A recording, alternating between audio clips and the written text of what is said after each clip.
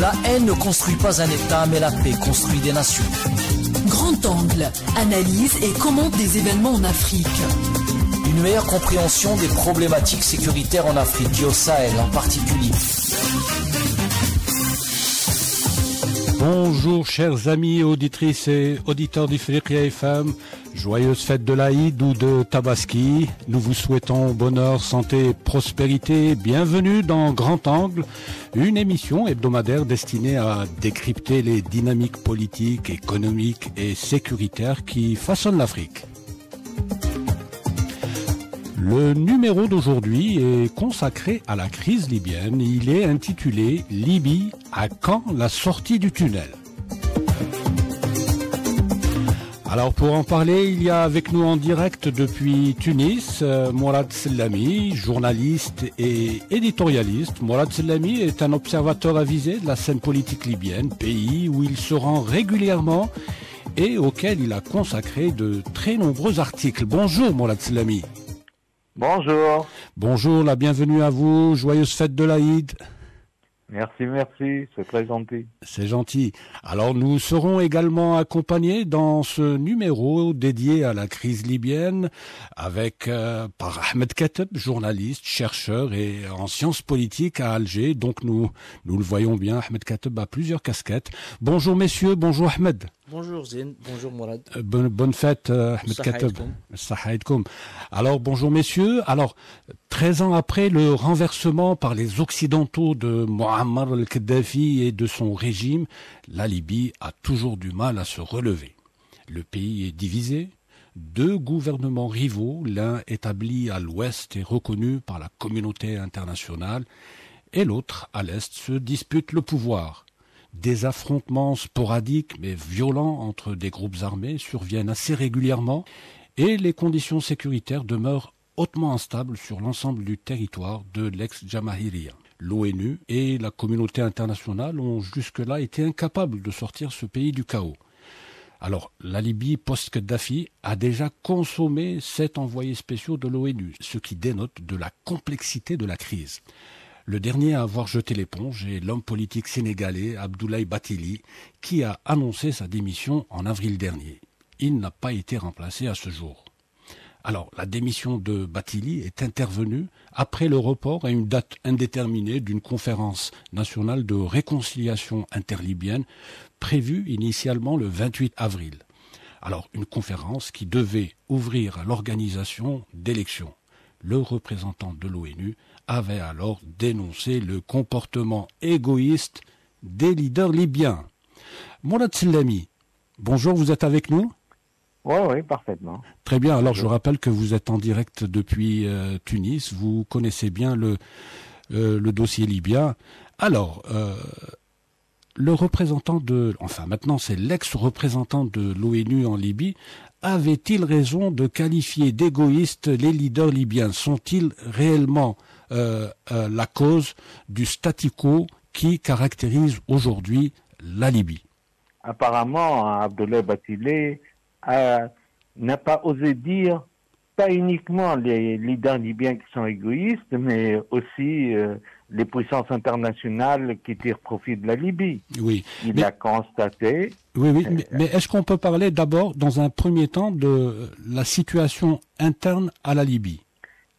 Oui. D'ailleurs, j'ai une petite remarque au début. Oui, je vous en prie. Que juin de 2024, c'est 10 ans de crise en Libye. Oui. Parce que la crise en Libye, elle est née suite aux élections de juin 2014, dont les résultats ont été contestés par l'Ouest libyen, oui, et notamment les milices qui étaient très fortes dans l'Ouest libyen. Oui. Et du coup, c'était à partir de juin 2014, enfin, c'était durant l'été 2014, que le gouvernement né des élections de 2014 a migré vers Tobrouk, et au départ, la communauté internationale reconnaissait en ce moment-là, durant les 2 années 14 et 15, le pouvoir de Tobrouk, oui, pas le pouvoir de Tripoli. Oui. Bon, après, il y a eu tout plein de rebondissements sur la crise libyenne.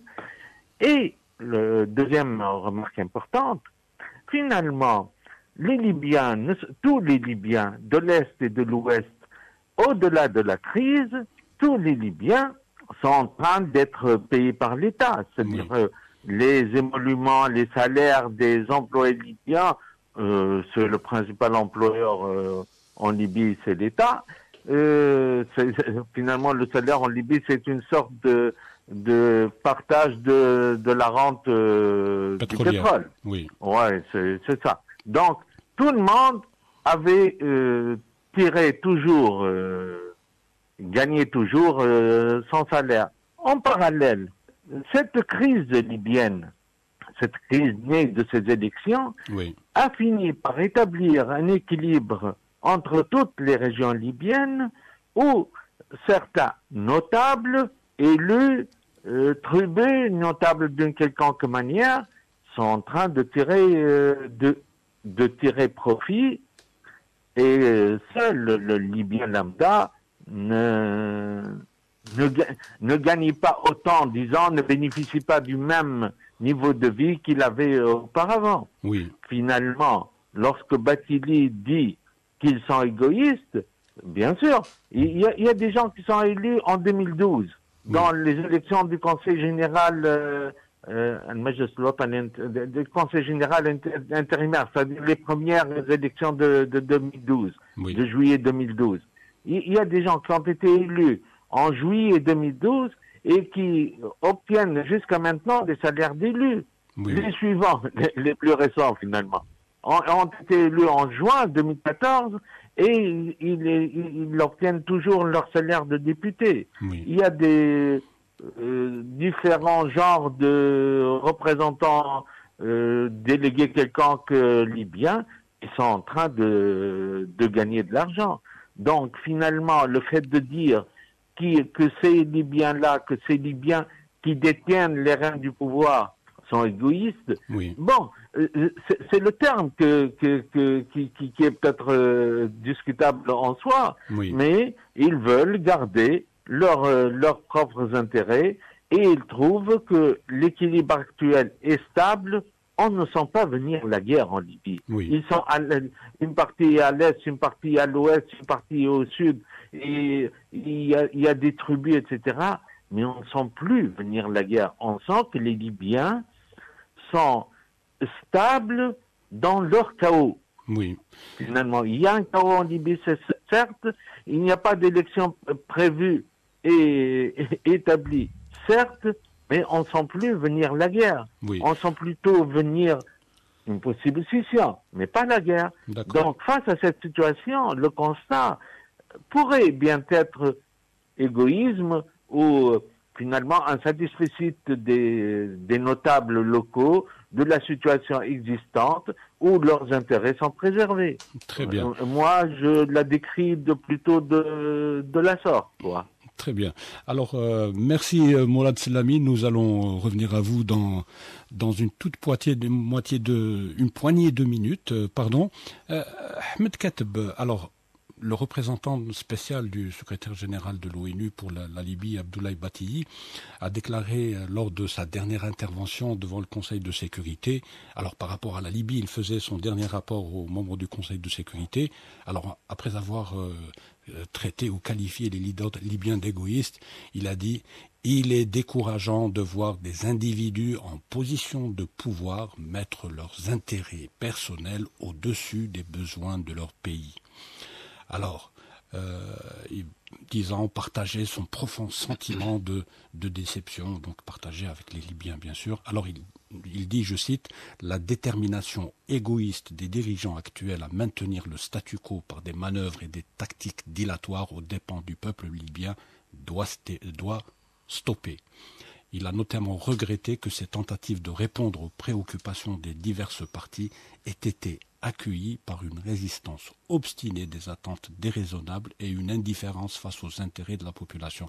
Alors là, clairement, Abdoulaye Batili accuse les responsables libyens, qu'ils soient de l'Est ou de l'Ouest, d'être à l'origine du blocage politique que connaît actuellement le pays. Est-ce que vous êtes un peu d'accord avec ce...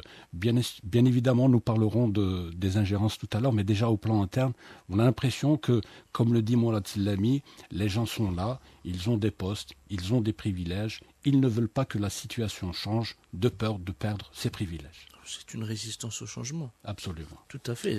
C'est comme dans une entreprise.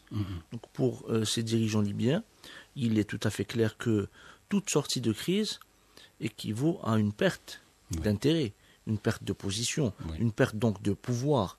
Et c'est pour ça qu'il y a cette résistance au changement, que ces responsables qui sont à la limite accusés par Abdoulaye Ouattili de haute trahison par rapport aux intérêts suprêmes du peuple libyen, parce qu'il est à la limite de les qualifier de traîtres, au-delà de la déception, au-delà des manœuvres dilatoires, au-delà des calculs étroits, des intérêts, etc.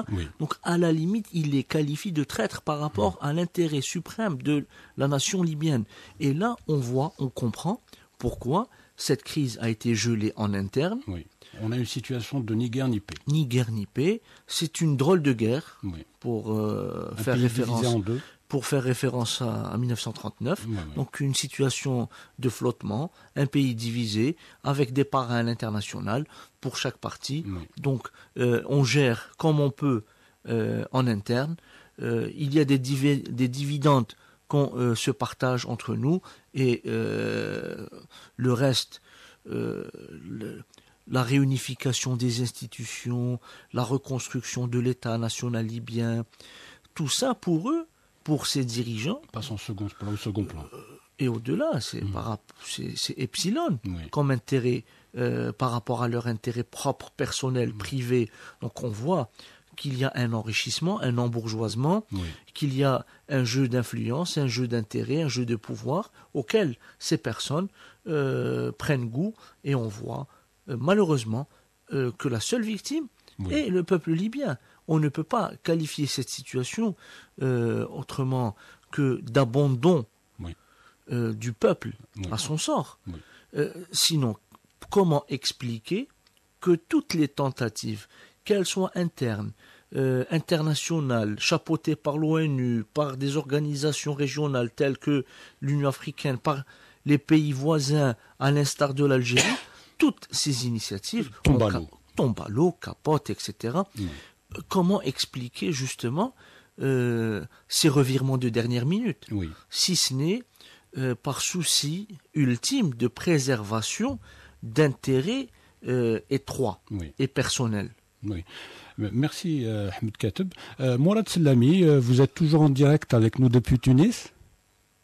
Oui, parfaitement. Alors Mourad, en février dernier, le comité de haut niveau de l'Union africaine s'était réuni. Le comité de haut niveau de l'Union africaine, chargé de la Libye, s'était réuni à Brazzaville, et au terme de cette réunion, tout le monde, donc une réunion à laquelle avaient assisté des responsables libyens, tout le monde avait convenu de l'organisation en fin avril d'une réunion de réconciliation interlibyenne, une réunion à l'issue de laquelle on devait organiser des élections. Alors, avril, maintenant nous sommes au mois de juin, cette fameuse réunion de réconciliation interlibyenne ne s'est pas tenue. Alors on ne parle pratiquement plus d'élections. Alors pourquoi cette réunion de réconciliation interlibyenne a-t-elle capoté, et pourquoi aujourd'hui on n'arrive toujours pas à organiser des élections en Libye? Alors je rappelle juste aux auditeurs d'Ifriqiya FM que la Libye post-Kadhafi a connu 2 élections. Alors, l'une en 2012, si mes souvenirs sont bons, et l'autre en 2014. Mais depuis 2014, il n'y a plus eu d'élections. Et donc, aujourd'hui, la communauté internationale considère que le règlement de la crise libyenne passe par l'organisation d'élections qui donnerait une légitimité à de nouvelles personnes. Alors, pourquoi la réunion de réconciliation interlibyenne n'a pas eu lieu, et pourquoi techniquement on n'arrive pas à organiser à ce jour des élections? Concernant la réunion de Sirte, elle était prévue à Sirte comme étant au milieu de la Libye, et on peut faire une réconciliation entre l'Est et l'Ouest dans ce centre stratégique de la Libye. Mais cette fameuse réunion de Sirte, Oui. au départ, elle a créé une nouvelle dynamique active au niveau de la société libyenne. Oui. Tout le monde était d'accord. Oui, des tribus se sont organisées, les femmes, les jeunesses, tout le monde applaudissait ces tentatives de réconciliation finalement libyenne. Il y avait également le fameux comité 5+5 qui essaie de réunifier l'armée libyenne. Alors tantôt c'est 5+5, tantôt c'est 6+6. Alors les 6+6, je crois que c'est le Parlement. Le Parlement, voilà. Le 6+6 c'est pour le Parlement, les 5+5 c'est des militaires. Voilà. Ils s'entendent plutôt bien apparemment, ils ont avancé sur pas mal de points. Oui, ils ont avancé sur pas mal de points. Et il y avait un accord au sein de ce comité 5+5 pour que les décédés de l'armée de Haftar soient considérés comme des martyrs. D'accord. Et ce comité 5+5 est chapeauté par le conseil présidentiel que préside Mohamed Younes el-Menfi. Oui. Et il y avait même un décret annonçant que les décédés de l'armée de Haftar sont des martyrs. D'accord. Tout d'un coup, les ministres de Tripoli ont fait pression sur el-Menfi pour retirer cette reconnaissance de martyrs pour les gens de Haftar. Oui. La suite logique de cette... Et il a appliqué, Menfi a appliqué le retrait de cette qualification, le retrait de ce décret présidentiel.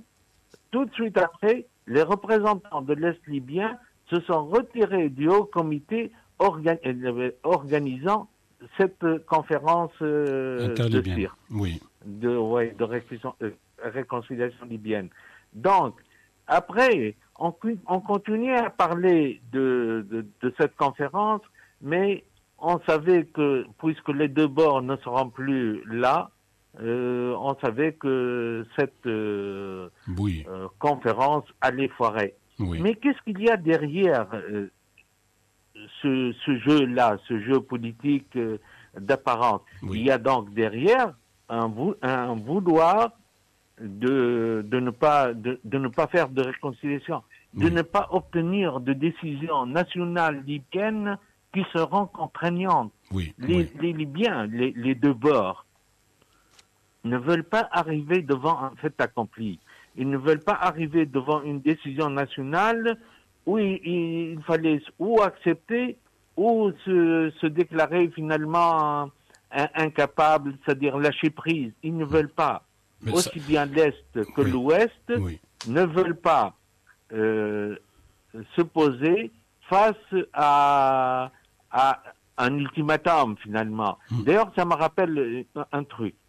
Lorsqu'il est monté au pouvoir en février, il a été désigné par le Congrès de Genève le 5 février 2021. Et il avait dans son tableau de bord des élections pour le 24 décembre 2021. Oui. Jusqu'au 22 décembre 2021, l'instance électorale a déjà révisé les listes électorales. Elle a déjà appelé les Libyens à se réinscrire de nouveau. Et il y avait plus de 2 millions de Libyens d'inscrits aux élections. Et jusqu'au 22 décembre, il n'y a pas eu encore de report de ces élections prévues pour le 24 décembre. Le report a été annoncé le 23 décembre. Pourquoi? Parce que personne n'osait dire non, nous n'allons pas participer aux élections. Parce que sinon, l'autre bord va lui dire c'est toi qui as été derrière le report de ces élections. Donc, ils sont très sceptiques par rapport à ces décisions pouvant les incriminer. Et aussi bien l'Est libyen que l'Ouest libyen veulent plutôt garder leurs intérêts, comme l'a dit notre ami, et comme je l'avais dit dans ma première intervention, ils voulaient garder un statu quo où leurs intérêts sont préservés, sans parler finalement des milices. Ça, c'est une autre question. Une autre paire de manches. On va en parler tout à l'heure des milices, justement. Mais justement, donc, merci beaucoup, Mourad Selami. Ahmed Kateb, le constat ou les éléments que vient de partager Mourad Selami donnent complètement raison à l'envoyé spécial de l'ONU en Libye, à Abdoulaye Batili. Oui, tout à fait. Donc, sous un prétexte qui ne tient pas beaucoup, enfin qui peut paraître important, mais qui n'est pas de nature à freiner tout un processus de réconciliation, on décide comme ça d'annuler une réunion et de reporter sine die des élections qui sont capitales et déterminantes pour l'avenir de tout un pays. Oui, on était sur un terrain symbolique. Oui. Donc, comment doit-on qualifier les morts du côté de Haftar? Oui. Est-ce que ce sont des martyrs ou non? Oui. Maintenant, on est dans un registre symbolique. Symbolique, clair. Mais on remarquera que le Conseil présidentiel avait donné son accord pour que la chose se fasse. Avant de rétropédaler.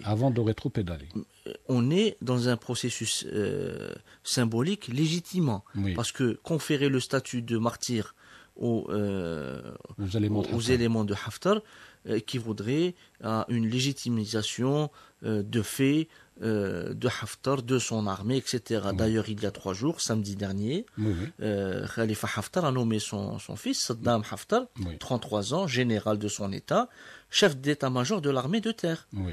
Auparavant, il avait nommé son autre fils, Khalid Haftar, comme responsable chef d'état-major du service de sécurité. Oui. Et le 3e fils, Belgassem Haftar, chargé de la reconstruction. Oui. Donc on est dans un processus de privatisation des institutions par Haftar. Oui. Donc on est carrément dans un processus de privatisation. Cela veut dire qu'il y a des intérêts qu'on ne doit pas bousculer. On ne peut pas qualifier qu'il faudrait que... Non, on ne doit pas bousculer, on ne doit pas changer, on ne doit pas reprendre ce pouvoir à une clique, à un groupe de personnes, qu'ils soient à l'est ou à l'ouest, pour le diluer dans un processus de reconstruction de l'État national. On est dans un processus contraire à la résilience. C'est un frein, c'est un handicap majeur qui empêche la Libye d'être résiliente, de pouvoir se reconstruire.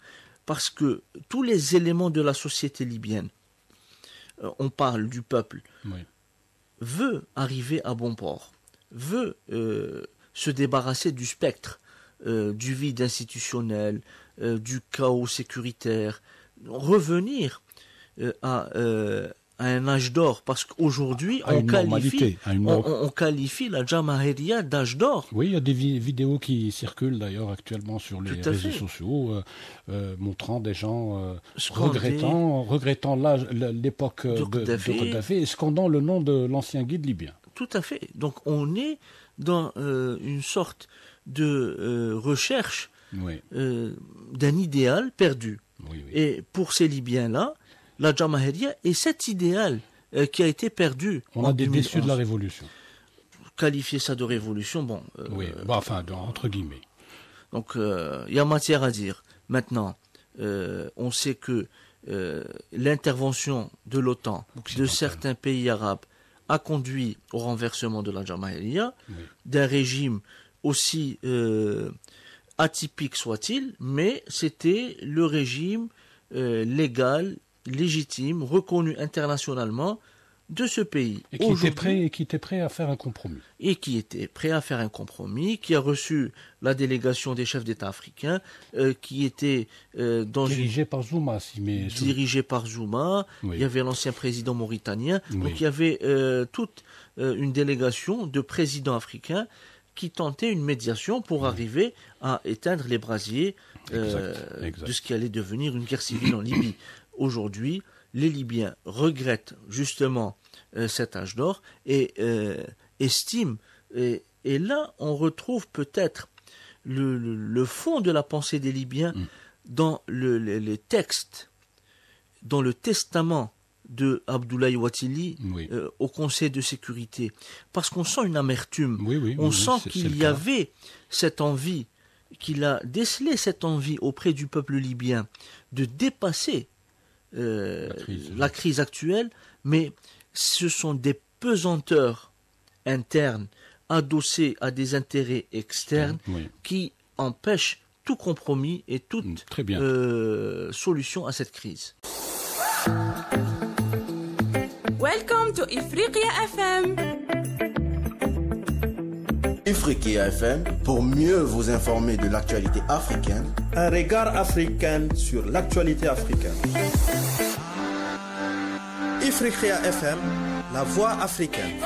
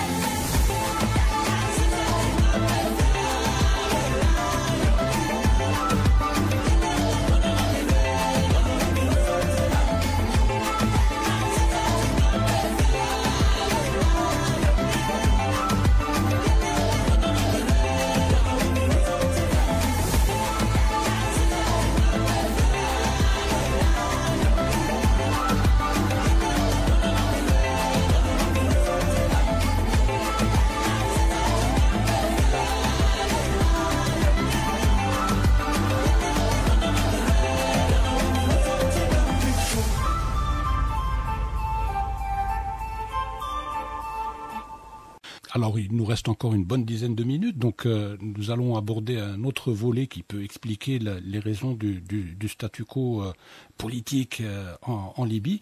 Alors, le statu quo politique, on l'explique, comme nous venons de le faire pendant ces 30 dernières minutes, par des éléments endogènes. Donc, nous avons aujourd'hui des hommes qui tiennent les principaux leviers de la décision en Libye, alors les leviers militaires, politiques, économiques, qui ne veulent absolument pas lâcher. Bon, mais alors la Libye est aussi connue pour être un pays où s'affrontent plusieurs puissances par milices locales interposées. La Libye est devenue même un cas d'école en matière de guerre par procuration. Donc, est-ce que cette situation peut expliquer aussi le blocage intégral que connaît le pays actuellement? Qui s'affronte en Libye et pourquoi ce pays intéresse-t-il autant les grandes puissances et les puissances moyennes aussi? Donc la Libye est un théâtre de guerre par procuration depuis la chute de la Jamahiriya. Et ça explique en grande partie cette polarisation entre l'Est et l'Ouest. Donc si Tripoli est soutenu par le Qatar et la Turquie, qui avaient placé des proches du mouvement des frères musulmans au pouvoir, l'Est libyen, donc, qui est tombé sous l'escarcelle du général Haftar, avait mis en avant la volonté de lutter justement contre l'islam politique, donc de lutter contre les hommes de Tripoli. Ce qui a fait qu'il y ait une polarisation, Haftar ayant les soutiens de l'Arabie Saoudite, de l'Égypte, de la Russie, des Émirats Arabes Unis, donc sous prétexte de lutter contre l'islam politique, contre les islamistes. Et on se souvient de plusieurs déclarations du Caire qui disaient que leur intérêt propre était de pousser le plus possible à l'ouest les éléments islamistes de la confrérie des frères musulmans. Mais Ahmed Kateb, beaucoup de gens le disent, et j'ai moi-même discuté, j'ai eu l'occasion de discuter avec des journalistes égyptiens, l'Égypte considère la Libye comme une question de politique interne, pratiquement. Oui, bon, c'est historique. Surtout sur le plan sécuritaire. Sur le plan sécuritaire, il faut dire que la Syrie naïque Barqa a toujours été dans l'orbite égyptienne. Oui. C'est depuis 3000 ans pratiquement. Oui, Donc, depuis l'époque pharaonique, c'est pas nouveau. Et la ligne de démarcation entre les deux empires romains d'Orient et romains d'Occident passait justement par Sirte. Oui. Donc, ce qui était à l'est était de rite orthodoxe et de langue grecque. Ce qui était à l'ouest, donc Tripoli, etc., l'Afrique du Nord, était de rite catholique et de langue latine. Donc on voit que la Libye souffre du même problème que l'ex-Yougoslavie au nord de la Méditerranée. Il y a une fracture ancestrale, historique, entre guillemets objective ou subjective. C'est aux spécialistes, aux historiens de juger. Mais ça explique pour beaucoup la fracture actuelle de l'État libyen. Bien sûr, le royaume de Libye, après 1951, était un royaume fédéral. Donc il y avait une fédération entre trois entités, la tripolitaine, le faisan et la cyrénaïque. Après l'implosion de la Jamahiriya, on est revenu à une configuration de bipolarité et le faisan basculait tantôt dans l'orbite de Tripoli, tantôt dans l'orbite de Benghazi. Mais globalement, les puissances étrangères ont investi justement ce terreau de division interne. Ils l'ont accentué, alimenté. Et c'est pour ça que Khalifa Haftar a tout le soutien, que ce soit de l'Égypte et même de la Russie, par le biais des Wagner. Et il y a quelques mois déjà, Haftar a été reçu par Poutine au Kremlin. C'était en septembre. C'était en septembre, donc moins d'une année. Et de l'autre côté, donc du côté de Tripoli, c'est plutôt des éléments politiques libyens proches des frères musulmans, ayant les avantages et le soutien d'Erdogan en Turquie, de l'émir du Qatar. Mais il se trouve que le gouvernement de Tripoli est le gouvernement reconnu par la communauté internationale, par l'ONU, donc par l'Algérie. Et ce gouvernement se doit, parce qu'il est comptable devant le peuple libyen quand même, se doit d'amortir un dialogue interlibyen de sortie de crise. Donc s'adosser uniquement sur des sponsors ou des parrains ou des soutiens à l'international est insuffisant, sinon criminel. Surtout que la situation sécuritaire à l'ouest n'est pas bonne non plus. N'est pas bonne, et on revient à l'amertume d'Abdoulaye Batili. On comprend très bien son cri de rage par rapport à ces soutiens internationaux qui alimentent cette polarisation interne et qui alimentent la conflictualité libyenne. Au lieu d'aider les Libyens à s'en sortir, on les pousse à s'entretuer. Expliquer cela par la position géostratégique du pays, oui. Expliquer également cela par les richesses en hydrocarbures de ce pays, oui. Mais il y a quand même un droit pour le peuple libyen de vivre en paix. Il y a une obligation à la communauté internationale de trouver une solution. On doit tenir compte de ses aspirations. Bien évidemment. Évidemment, c'est lui le premier et dernier concerné. Absolument. Mourad Sellami, toujours dans le même ordre d'idées, alors on parle des ingérences donc, qui ont un effet extrêmement dévastateur sur la sécurité de ce pays avec lequel nous partageons une... Alors autant pour la Tunisie que pour l'Algérie, nous partageons de longues frontières. Alors, en plus des rivalités dont a parlé Ahmed Kateb, on a l'impression aussi que la Libye est en passe de devenir un terrain d'affrontement entre les États-Unis et la Russie. Oui, en effet. D'ailleurs, le Congrès américain vient de nommer une nouvelle ambassadrice en Libye. Elle s'appelle Jennifer Javito. Cette Jennifer Javito, lors de la nomination, on lui pose des questions au Congrès, et bien sûr, les deux principales questions dont a parlé cette ambassadrice sont le pétrole et la Russie, la concurrence avec la Russie.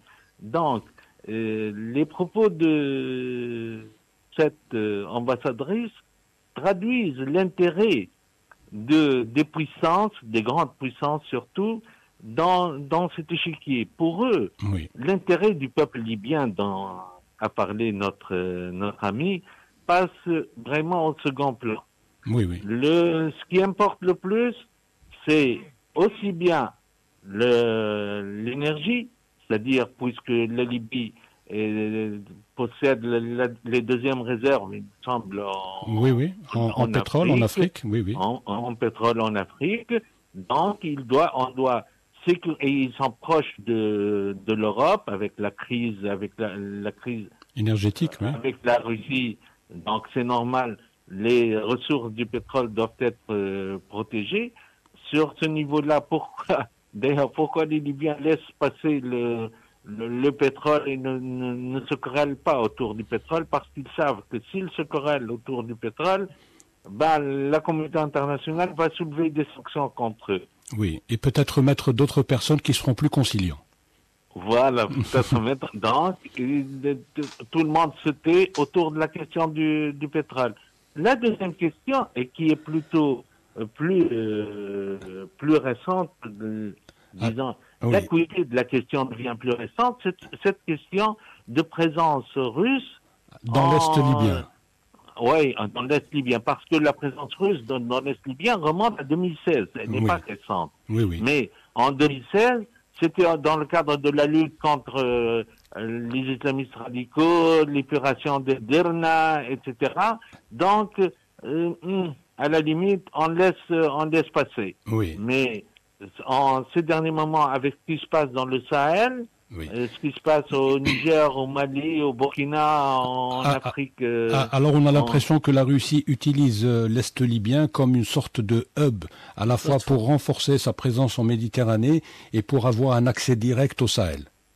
Exactement. D'ailleurs, c'est le fait que Poutine ait reçu Haftar en septembre dernier, c'était dans l'idée de lui dire qu'on lui accorde de l'importance, mais ils accordent surtout de l'importance à obtenir un port en eau profonde, soit à Benghazi ou à Tobruk, et à développer les installations libyennes où l'armée russe peut atterrir en transit vers ce Sahel.